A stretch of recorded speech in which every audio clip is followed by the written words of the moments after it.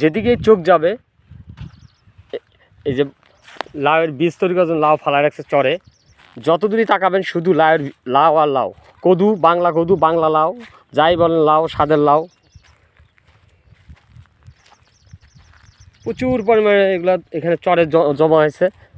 আমরা যা দেখি সচক্ষে, অনেকে অনেক কিছু হয়তো দেখে না বা দেখা সম্ভব হয় না। এই দেখেন লাউ ঢিপ করে রাখছে।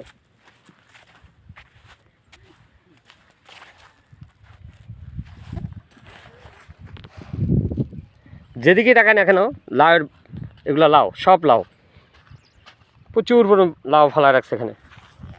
তো আমরা অনেক কিছুই দেখি নদীর পাড়ে, জয়গঞ্জ ঘাটে, আত্রাই নদীর পাড়ে অবস্থিত।